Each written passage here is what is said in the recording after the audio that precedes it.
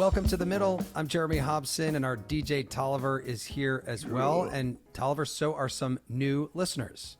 Yeah, all across the Commonwealth of Virginia, from Roanoke to Richmond on Radio IQ. All right. I just drove through Virginia recently. It is an absolutely beautiful state. So welcome to you in Virginia. Tolliver, it is easy to forget this because we kind of like to put bad memories out of our mind, but it has now been about 6 years since the COVID pandemic totally shut down the world. I had so many bedazzled masks. This is a true story. They were falling out of my closet every single day. It was wild. I just actually threw out a mask the other day. I will not be needing that again, or at least I don't think so. But I bring that up because the pandemic and the response to it, people telling us to wear masks, stand 6 feet apart, get the vaccine, that actually led to a significant drop in trust in science in America, in part because COVID almost instantly became political. Here is Florida's Republican Governor Ron DeSantis speaking in 2021. I think it's very important that we say unequivocally no to lockdowns, no to school closures, no to restrictions, and no mandates. Florida famously had very few rules during the pandemic and ended up with a death rate that was actually about the same as states with a lot of rules. That was then. Now, the president of the United States, who, by the way, calls climate change a hoax, has appointed science skeptics throughout his administration, including Health Secretary Robert F. Kennedy Jr., who's been whittling away at vaccination recommendations in the United States. And more worrying for scientists, the federal government overall has sought billions of dollars in cuts to scientific research. So our question to you this hour, how can trust in science be restored? Our number is 844-4-MIDDLE. That is 844-464-3353. And we'll get to your calls in just a moment. But first, last week, we asked you how the past year of Trump's presidency has affected your life personally. Here are some of the voicemails that came in. Hey, this is Andrew from Pittsburgh, PA, and this administration has really affected my life in a negative aspect where I lost my job because of these tariffs that have been going on. I mean, my company is a mostly international company. Everything that we deal with is international. Hi, my name is Rich. I'm from Denver, Colorado. The first year of the Trump presidency has actually been quite good. The economy's up a lot more than I thought it would be. The tightening of the borders is what it should have been, and I'm for everyone coming into the country as long as they do it legally. Hi, this is Danielle calling from Brighton, Michigan. My husband's a researcher, and so some of the funding that he relies on for his research has gone away. Some of the people that he works with lost their positions even though they had just been promoted. So it's kind of like waiting for the next shoe to drop. What a perfect voicemail to get us into today's show about a researcher. And a reminder, you can hear more from last week on the Middle podcast and our new weekly podcast, The Follow-Up. So now to our topic this hour. How can trust in science be restored? Tolliver, the phone number, please. You can call us at 844-4-MIDDLE. That's 844-464-3353. Or you can write to us at listentothemiddle.com or comment on our live stream on YouTube, and I'll get your comments on the air. And by the way, if you yourself have lost trust in science, I'd love to hear from you about what it would take to restore your trust. Joining me this hour, Flora Lichtman, who is host of Public Radio's Science Friday. Flora, welcome to The Middle. Thank you for having me. Glad to be here. People are going to think it's like a different time of day right now if they're listening to you on I'm very confused personally. Yes. And joining us as well is Priya Natarajan, who is a theoretical astrophysicist and chair of the Yale Astronomy Department. Priya, welcome to you. Delighted to join in on this conversation. Well, and let's talk about where we are on trust right now. Flora, I'll start with you. How much did COVID and the response to COVID from politicians who were, bringing what they were hearing from scientists to the public have to do with the drop in trust in science, do you think? Jeremy, I'm going to make a mess of this question right off the bat. I feel like this is not a tidy story, at least from my vantage point. And I'll just bring up a couple of things. Like, for one, trust in science has varied over history, and it's varied depending on what community you are in and what your personal experience with science and medicine has been and what your community's experience with science and medicine has been. And so there are communities that have had lower trust in science for, obvious reasons. The pandemic, too, feels complicated to me, too, because I was talking to a pediatric infectious disease doctor this morning about this, and she said, yeah, there are things that we would have done differently, but also remember, information was changing very rapidly, and it wasn't just science. I think people sometimes talk about the pandemic as like, oh, this is science in action. We get new information and we revise it, and the public isn't aware of that. But this was like science meets a public health emergency on a scale that we really haven't seen. So that's one piece of it. And at the same time, I remember during the pandemic just sort of moments of immense pride in science, like when The vaccine, for example. the vaccine, I mean, and from the Trump administration in as well, and just the emotional connection people had to getting it, this sort of like wave of relief. And one more complication, and I'll hand it off, but I think when we talk about trust in science today, it's also hard to broad strokes it, because like, what science are we talking about? Like, we have the American Academy of Pediatrics suing the CDC for their over the vaccine schedule. So like, when we say science, are we talking about who these are is it the groups with obviously researchers very or is high it trust the in science, is it right? the science officials? Right. Priya, what do you think? You're a very accomplished scientist yourself. What do you think about where the lack of trust came from, or is this new, what we're seeing now? Well, I mean, I think this is not new. In fact, this is a long-standing sort of paradox in American society and culture. Like, we're at we've been a scientific superpower. We're at the cutting edge of research, discoveries and breakthroughs in many, many fields. But all alongside, we've had this real denialism of science that has been a very, very strong thread in our society. So it's a real paradox that these two things kind of coexist in America. And I actually think that there are some very deep, profound reasons for this kind of building distrust. And in particular, I actually think that the pandemic was an opportunity where trust could have been restored, because, as I said, this is a long-standing deterioration. And I think we lost that opportunity. So I feel a little unhappy about that. And so my take is that, from the scientist's point of view, one of the things that we as scientists have not done all that well is sort of demystify the process of science, right? So the process of science, as Flora mentioned, right, is actually messy. It's not linear. The way in which scientists figure stuff out, it's complicated. Systems are complex. We are studying complex problems. We pare them down, try to understand them. And, there are dead ends, there are mistakes, whatever. And that process is not clean. However, it's still extremely rigorous. And why is it rigorous? Because, somebody proposes, a scientist, a domain expert who has trained, who understands the basics of science, doing research, proposes a brand new idea. What happens?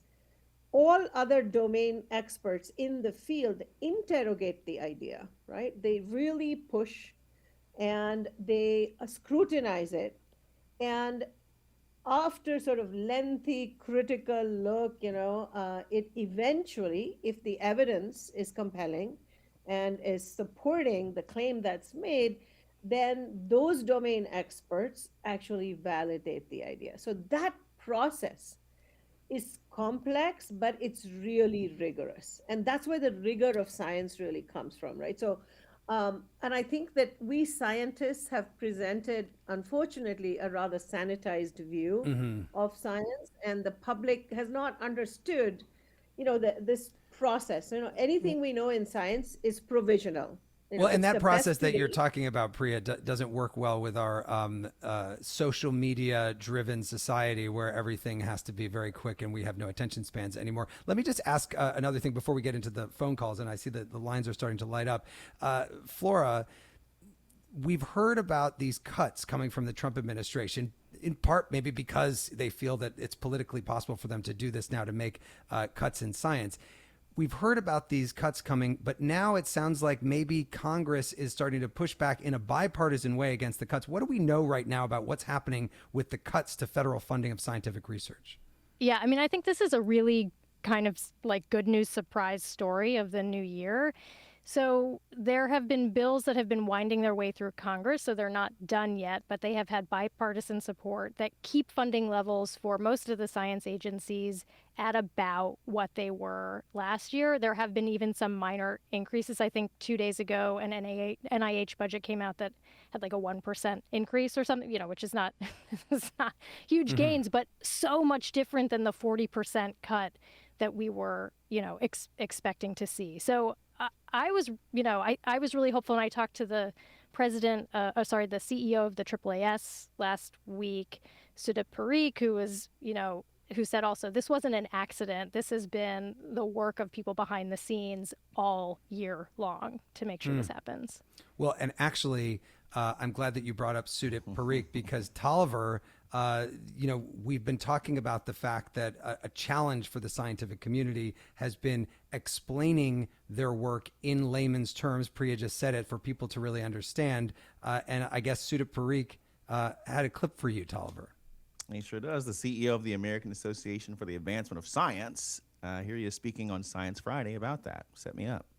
There's a lot of things for scientists to do. The first is to ensure that we're telling our stories and telling our stories in multiple spaces. And so I always encourage scientists to speak with their representatives in their home districts. Wherever you live, find out who is your member of Congress and go have a discussion with them about what science is doing, first of all, in your community. What is the research that you do? How does it benefit your community? How does it benefit the country? Might be easier said than done to get a few minutes with your representative these days, I think. Why? They're not having these town halls like they used to anymore. By the way, our number is 844-4MIDDLE. That's 844-464-3353. You can write to us at listentothemiddle.com. Tolliver, what are we listening to here?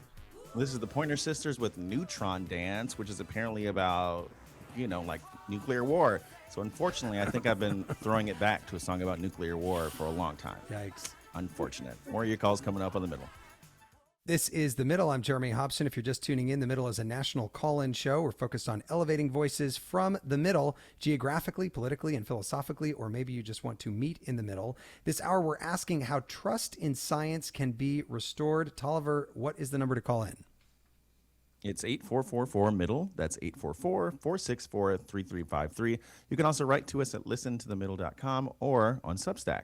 I'm joined by Science Friday host Flora Lichtman and Yale theoretical astrophysicist Priya Natarajan. And just before we get to the phones, Priya, I wanted to ask you, who do you think has a responsibility to rebuild trust? Is it the scientists or is it somebody else?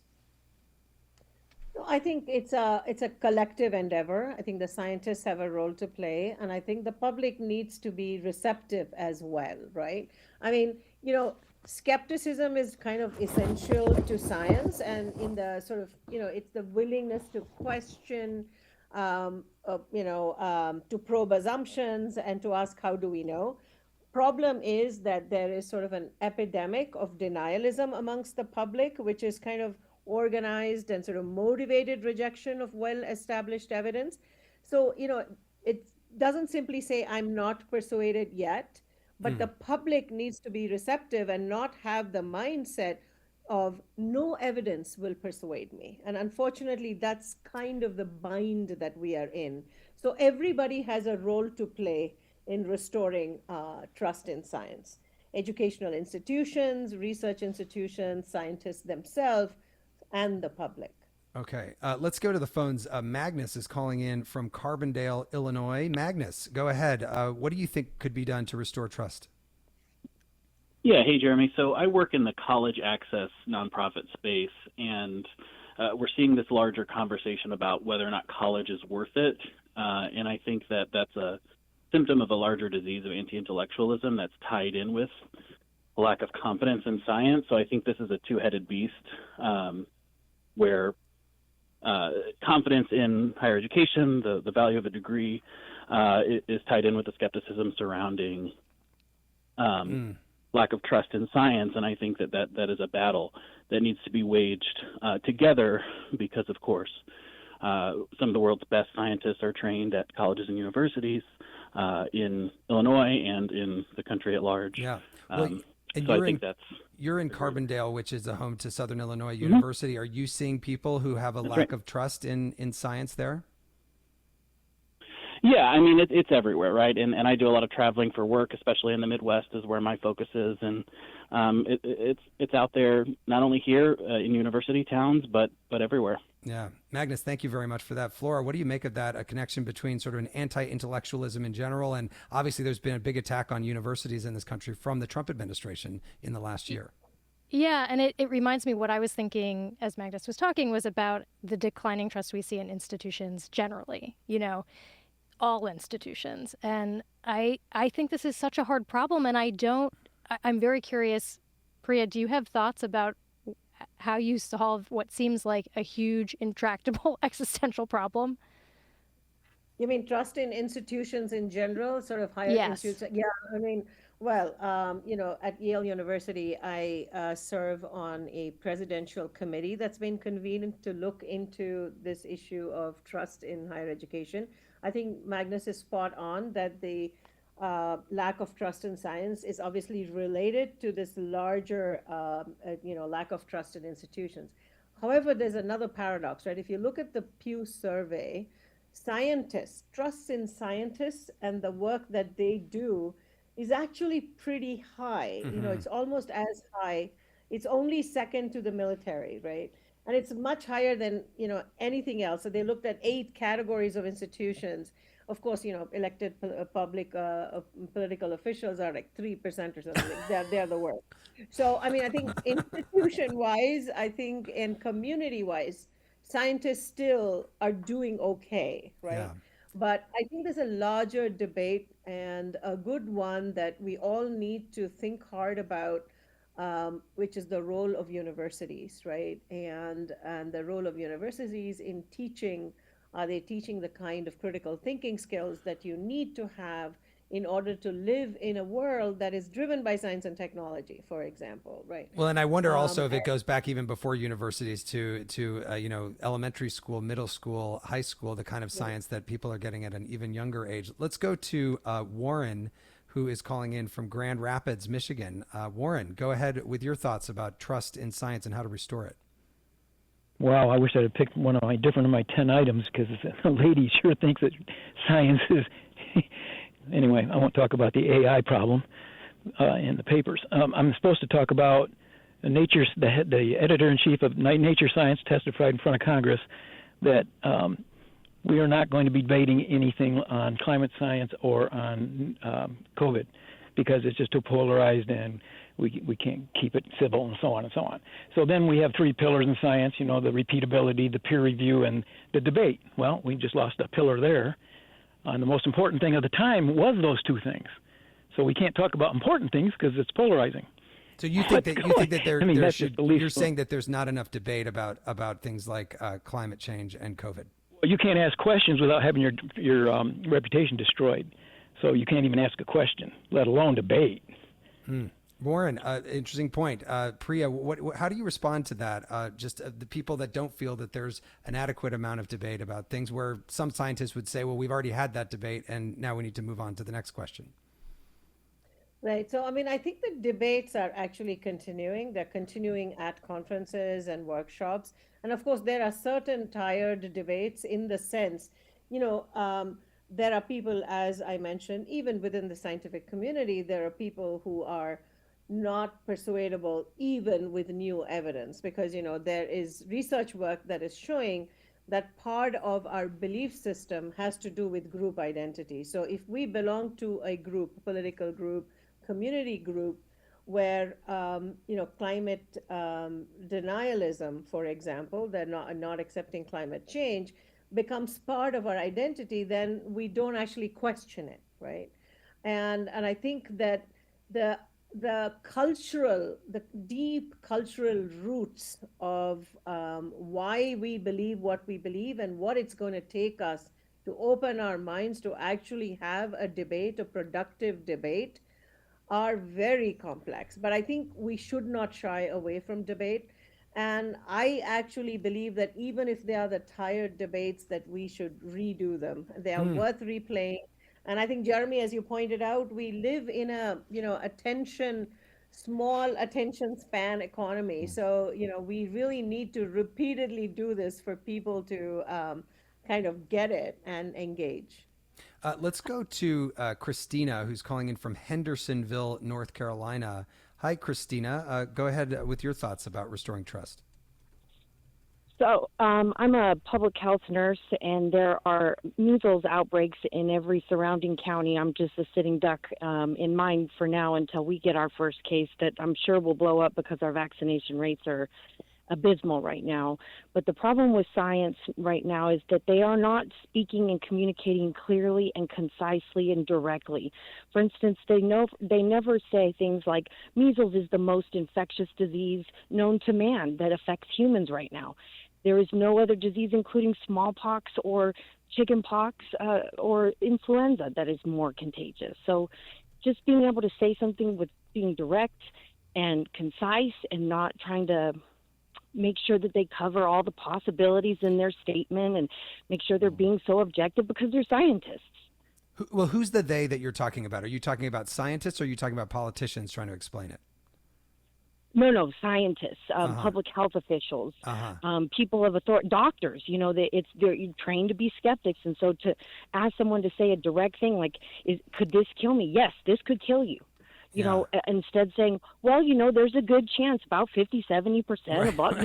No, this could kill you, right? Right. Yeah, Christina, that's a very good point. And Flora, just kind of reminds me of years of covering climate change. And even when you get a climate scientist on, sometimes they're like, well, we can't say that this giant hurricane that's hitting Texas right now is actually a result of climate change, but it could be made worse by it. Anyway, what do you think about that comment? Yes, 100%. I think Christina is hitting on a real thing, and part of it, I think that could change is there's no media training. There's no for scientists, as far as I know. At least it is not required in most cases, right? And we feel this on Science Friday all the time. We talk to scientists constantly, and I think that's a problem. I mean, scientists should have to explain what they do and why they're doing it if they're getting public funding. If we are paying for that research, I think that should be part of the mandate is to be able to talk about what you do. So I think Christina is hitting on something, really real. Mm-hmm. Tolliver, what is coming in at listentothemiddle.com? Yeah, so Mickey, I'm summarizing a couple of these, y'all, so forgive me, all right? But Mickey says people who are in clinical trials in the U.S., unfortunately, those trials lose funding, and then they have to go overseas with no jobs looking for hope. So he highlights that is obviously a terrible thing. Paul in Urbana says, the mistrust of Big Pharma is huge. It's warranted. Its capture of Congress is abysmal. And then Wilson in New Jersey says, we need to talk about the funding for research and how this can bias results. So we have those and many, many more coming in. And Priya, just to go back to the funding for research issue there that we talked about a little bit with Flora, is it your understanding now that most of the funding is kind of going to be about what it was in the last year? Or do you think Trump is going to sign this budget? Well, we hope he will. I mean, and I think this is definitely the case. This is what I've heard too for NASA and NSF budgets, that they're going to be pretty much sort of back where they were. It would have been nice for them to go up with inflation, but that's fine. We'll take this, and let's hope it's the president signs it.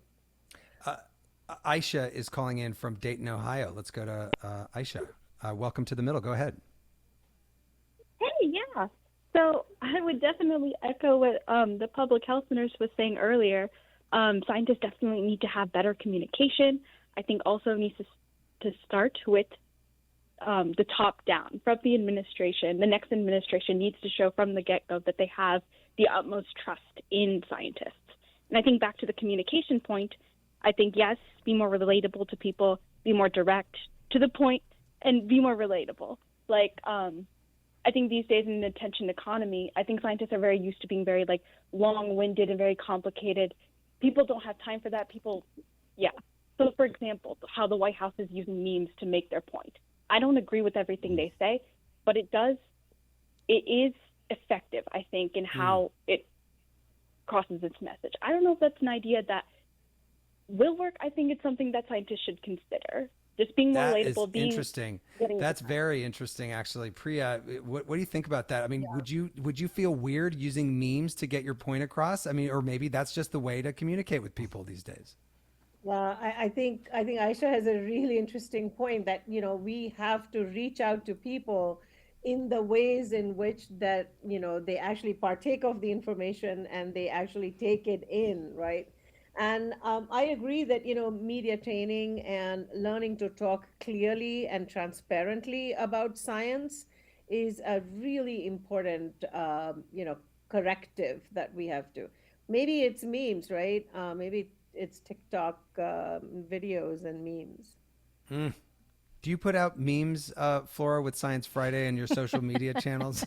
We're a 34-year-old radio show, Jeremy, so no. But Okay. but we should Not be yet. putting out memes, and I Yeah. think it's a good note. I mean, one thing that that's coming to mind for me is also just the role of media in this. We've been pinning a lot on scientists, but there's also this whole niche of science media that I think plays a role. And when we talk about complexity of the scientific process and that it is messy and that it is about asking questions and that it is imperfect, I don't know that as media we always do the best job of explaining that nuance. And especially now, I feel like media has become so flattened where you just see the headline and the sort of messy details get erased and the nuance gets erased. So I think whatever. I'm just going to take some responsibility too because I think we science journalists have a role to play here too. Let's Oh go yeah, to totally. let's go to I would John. say that, yeah, spread Go it ahead. around, the responsibility. Yeah, we'll always take some of the responsibility in the media. Let's take Judy's call in Pittsburgh, Pennsylvania. Judy, go ahead. How can trust in science be restored?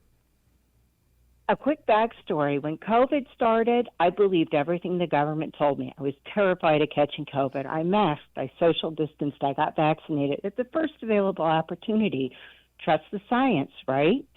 And then my mother-in-law, who had been an invalid for years with diabetes and kidney failure and congestive heart failure, died in the hospital.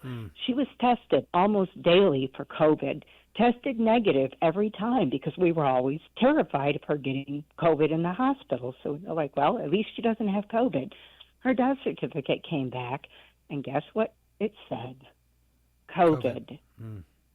I don't believe anything anymore.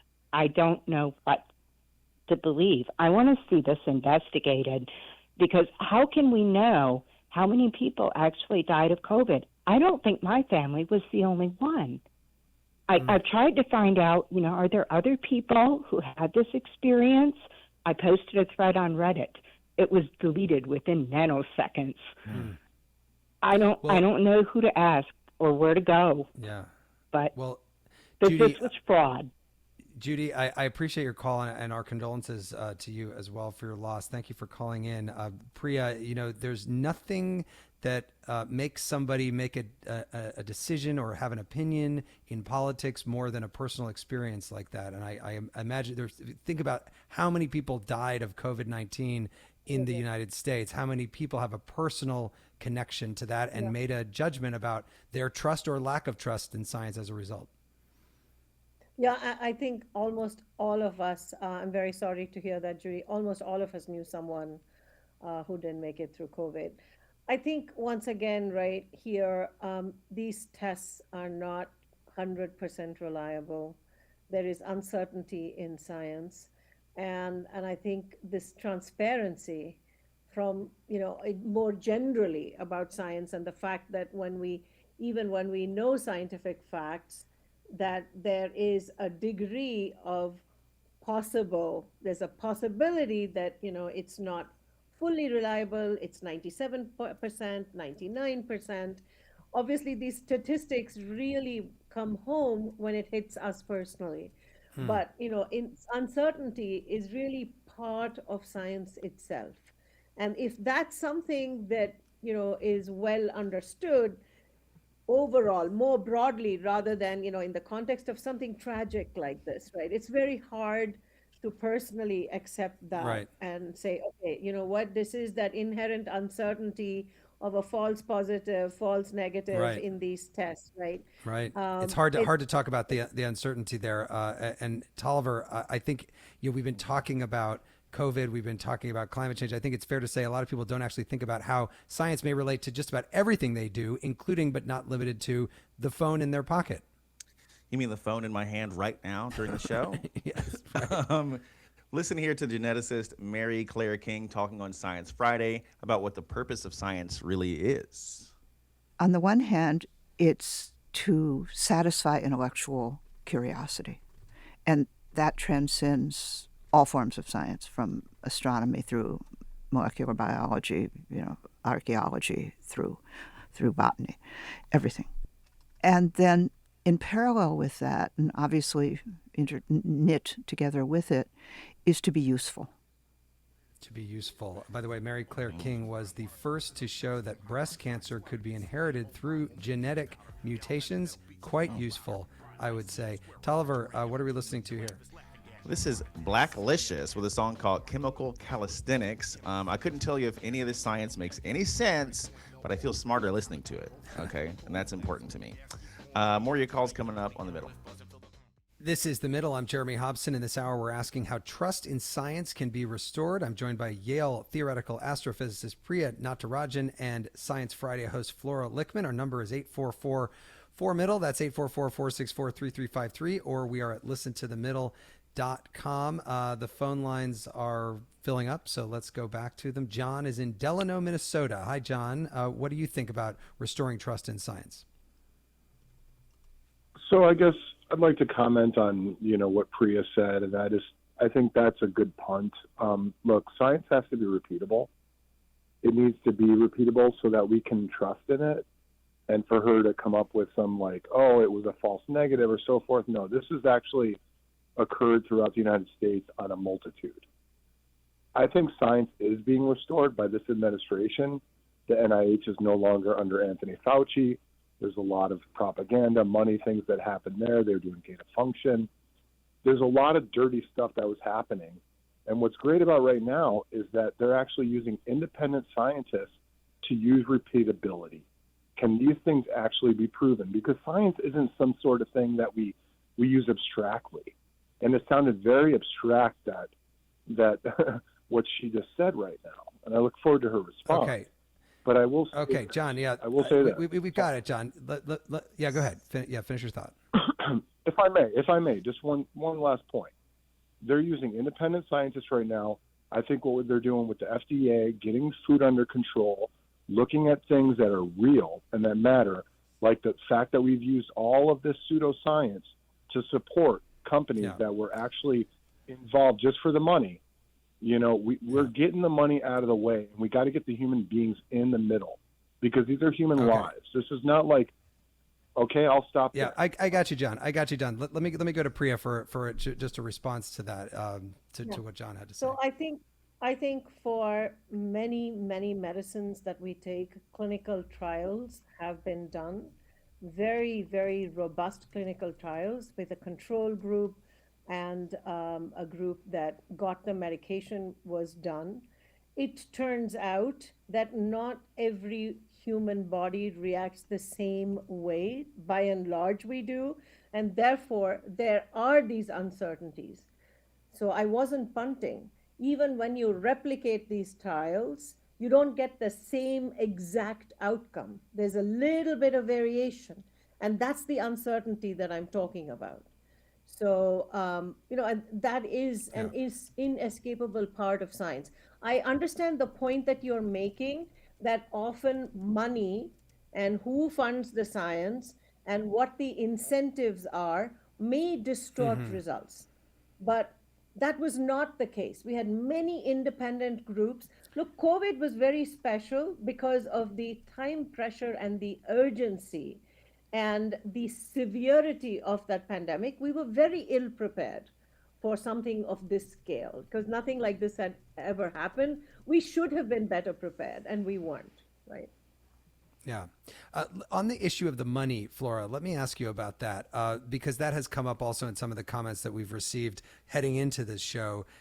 I guess the question is, as somebody who covers science all the time, do you have to sort of take a second look every time you get a new study and, well, is this funded by the pharmaceutical companies or who's, how do we know that we can trust what's coming out of this scientific study?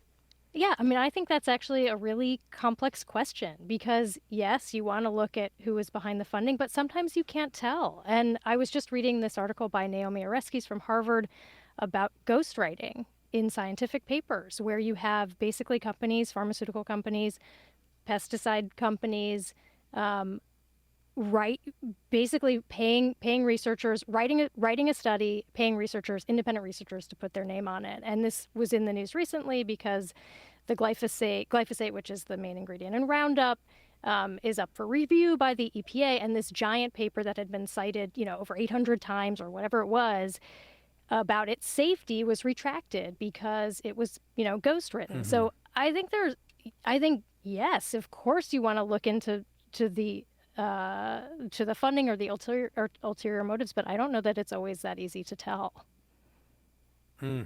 Dillian is calling in from Denver, Colorado. Dillian, go ahead with your thoughts.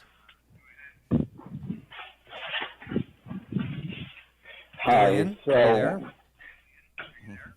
Yes, I'm here. Sorry, my name is Dylan. Go ahead.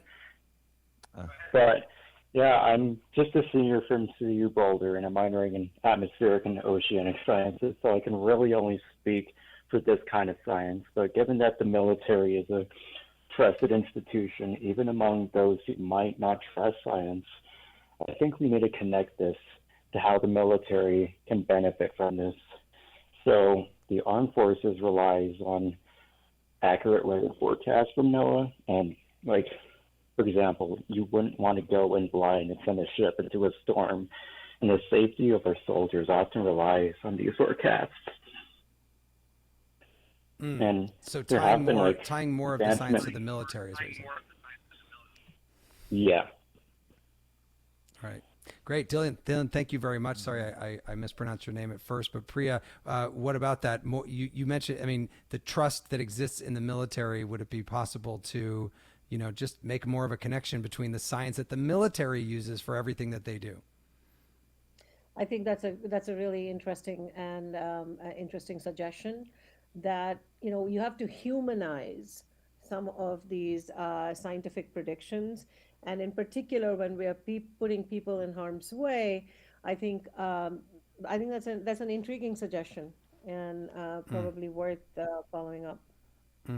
Alex is in Madison, Wisconsin. Alex, go ahead with your thoughts. Hi there. So as a tenured professor and scientist myself, I've seen how our community sometimes undermines its own credibility, not through bad research, but through tone. And when we lead with certainty and dismiss questions as ignorance, I think we shut down the very dialogue that builds trust.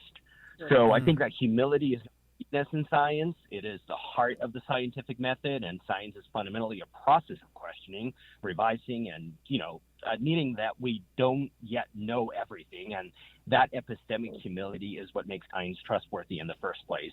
But somewhere along the way, we started communicating as if we had arrived at a final answer, and rather than as fellow travelers in an ongoing inquiry. And I think that people can sense that difference between a scientist who says, well, let me help you understand what I know, and one who says, here's what the evidence currently shows, here's what we're still working to figure out. I think that first one closes the doors, but that second one can open them. And I think that trust is real, and we really need to focus on that relationship through curiosity and humility first.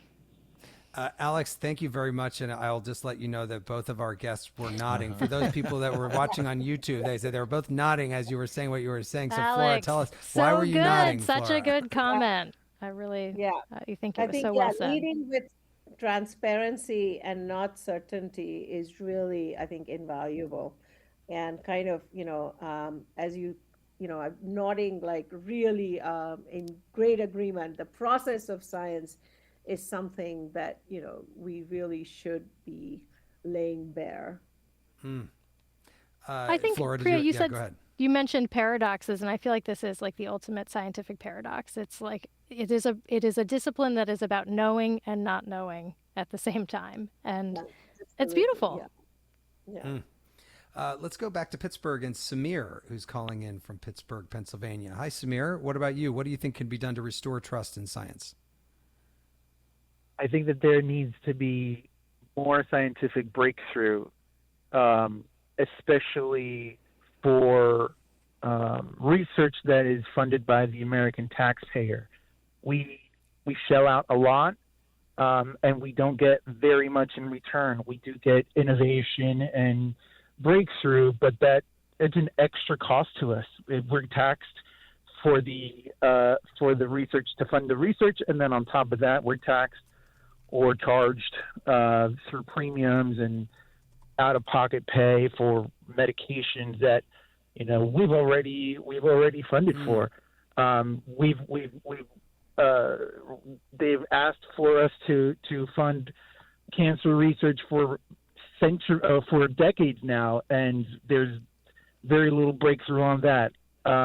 So I just think that there needs to be some kind of we cured cancer, we cured diabetes. Something massive needs to happen. A little impatience from Samir. What do you think about that, Flora? Because some people would say we've made huge advances in things like science, in things like cancer research, not to mention technology and all the things that came out of our NASA funding. But good point. We still have to pay for these things when they come along, even though the American taxpayer did help fund the research in the first place. Yeah, I mean, I think this is where you see that the breakdown in science communication is happening because, there's sort of an oft-quoted stat that it's like for every dollar you put in, you get $2 or $3 back when it comes to basic research. And, when I think about the advances just in my 20 years of covering science, especially in medicine, I'm awed. I'm really awed by the progress we have made for some diseases. So I don't see it that way, but I think what it shows is that we're not doing the best job connecting the dots for people. Brett is in Madison, Wisconsin. Let's get him on the air. Brett, go ahead. Yeah, thanks. Great program. And Flora, I think I dated your sister Fauna in college, but that was oh my god, that was a while ago. I've never heard that version, so thank you for that's a new one for me. Appreciate it. Sorry about that. But I was a science teacher, researcher, and then I was also a state legislator in Wisconsin. And I represent the University of Wisconsin. And one of the things I found is we have to tell our story better, going to the point Flora just made. And we have to give, Jean Piaget says, we have to give concrete examples to move people from sort of concrete thinkers to more abstract thinkers. And it was Wisconsin, we are the dairy state because 110 years ago, University of Wisconsin, agronomists, best scientists in UW Extension, we were a third-rate wheat state. And they went out, they studied the situation, looked at our resources, and had a 30, 40-year plan that now, we make the best cheese in the world. And that didn't just spring out of the ground. So, but we have to tell those stories. Obviously in lung cancer, gene therapy and cancer treatment, gene therapy is great, but 1,000 people quit smoking every day the hard way because they're still smoking. So it's like, we've got to, people got to do their So part. more concrete examples, Brad. Thank you for that. Priya, your thoughts. Yeah, actually, when Samir was speaking, I actually picked up my iPhone and I was waving it to remind people. I totally agree that we need to talk about and share the story.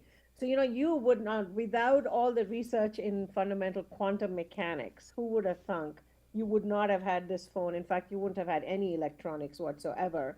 And without Einstein's theory of general relativity, you would not have had GPS satellites. So you would not have a lot of the things that we take for granted. I think I respond again that we really need to connect the dots and show people what the returns are. And especially with basic sciences, it's trickier because the arc, how long it takes for something to really translate into a product, is unpredictable. So sometimes it can be quite long, and sometimes it's very easy to see. I mean, I think in medicine, it's been much faster than, for example, fields like quantum mechanics or general relativity. It's hard to sort of see how it's completely transformed our life. But science has, and I think the returns are actually quite high. I think we need to, understand that, when it comes to medication, translation of research, right? We are, again, the corporate world is in there. It's not that the scientists are involved in pricing the drugs, right? They're not. They're doing the research, they're publishing it, and then you have corporate interests that want to make money that are pricing the drugs. Let's go to Aaron, who's in Thornton, Colorado. Hi, Aaron. What do you think about restoring trust in science? I think it's a very, very tall order. Science is based on logic and evidence, results, and people don't even think that way. I think it's interesting how we try to approach people with so many things that they don't even use for how they process information, like logic and reasoning and evidence. And it's shown through their counter argument and the complete weakness of it that they're not even using those things. You have a better chance of getting Joe Rogan to say something that you want to say so they like him and now they believe it. Because most of us are wired that we can only really accept what you say if we like you to begin with. Me, personally, individually, I don't have to like you for you to be right. But for most of us, that is very true. I need to like you for you to be right. And it doesn't matter what it is. Yeah, very interesting point, Aaron. And it actually brings up something that I saw in that Pew poll that Priya, you were mentioning earlier, which is that I think 90% of Democrats have at least some confidence in scientists, but right now it's like 65% of Republicans. So there's a big breakdown on the political, which gets to the point that we just heard, Flora, from the caller. Yeah, I mean, I think there's clearly, there has become now an identity component to your perspective on this. And I think that is really hard. I mean, maybe I am naive or Pollyanna, but I do think people can process information with logic and reason. And I do have hope for that. I have to, partly because it's my job, but also I do. Yeah. Let me just wrap up this hour's amazing calls. And by the way, for people that are still on the line, leave us a message and we'll get to it in the follow-up, or we'll get to it on next week's program. But Priya, if you could snap your fingers and change one thing about, let's say, our education system before people get to college that would maybe build some more trust, what would you do? Yeah, so I think, it's not so, it's about teaching this sort of critical thinking skills of how to evaluate evidence, how, and whether, an argument, you have an argument, how is it supported? Is it robustly supported? What is the kind of evidence you would need to support it or debunk it? Those kinds of, the ability to discriminate and to be able to judge and make those calls. We have to teach kids how to do that from school. So I think it's critical thinking skills is what I think could be quite transformative in school education. I think Flora, it's even more important than the content of science itself. So it's okay that I didn't do very well in my high school physics and chemistry, as long as I understand the critical thinking side of things. That's Still the most haunting you. important. Flora, just briefly, let me just ask you very quickly, what have you learned about America from hosting Science Friday on the issue of what we're talking about here? What a big question, but okay, here are my thoughts on that. I think basically the answer is that I have restored faith in humanity through this show, partly because we talk to people like Priya who are obsessed with their thing, who are dogged in this pursuit of finding something out, and who sometimes make discoveries that make our lives better because we learn about how the universe was formed or because they find a gene that is tied to breast cancer. But I also feel like our listeners every day remind me that the world is filled with funny, kind, thoughtful, curious people. Yeah. Good. A very hopeful note to end on. Flora Lichtman, the host of Science Friday, and Priya Natarajan, theoretical astrophysicist and chair of the Yale Astronomy Department. Thank you so much to both of you. Thanks, Jeremy. Thank you. Thank you for having us. And next week, we'll be back here asking you if you think your health care is working for you, because as you know, a lot of people's costs just went way up at the beginning of the year. Our number is 8444-MIDDLE. That's 844-464-3353. Or you can go to listentothemiddle.com to subscribe to our free weekly newsletter, which is now on Substack. All right. The Middle is brought to you by Long Nook Media, distributed by Illinois Public Media in Urbana, Illinois. I am Jeremy Hobson, and I will talk to you next week.